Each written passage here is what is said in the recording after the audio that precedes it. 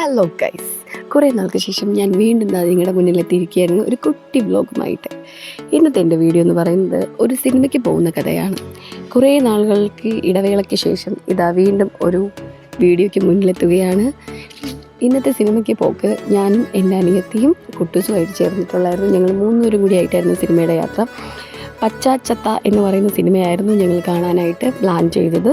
വിചാരിക്കും പോലെ അല്ലായിരുന്നു, സൂപ്പർ സിനിമയായിരുന്നു, പവർ സ്റ്റണ്ടായിരുന്നു, അടിപൊളിയായിരുന്നു. അങ്ങനെ ഞങ്ങൾ 3 പേരും കൂടി ബൈക്കിലായിട്ട് യാത്ര ചെയ്യുകയാണ്. നേരെ പോകുന്നത് നമ്മുടെ നെടുമങ്ങാട് റാണി തിയേറ്ററിന് മുന്നിൽ. കുറേ നാൾക്ക് ശേഷം, കുഞ്ഞിലെ എന്തോ പോയ ഒരു തിയേറ്ററായിരുന്നു എന്ന് കുറേ നാൾക്ക് ശേഷം ഞാൻ വീണ്ടും ആ തിയേറ്ററിന് മുന്നിലെത്തുകയാണ്.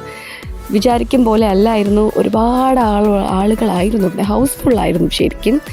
പ്രത്യേകിച്ച് സൺഡേ കൂടി ആയതുകൊണ്ട് ഫുൾ പവറായിരുന്നു തിയേറ്ററിനകത്ത്.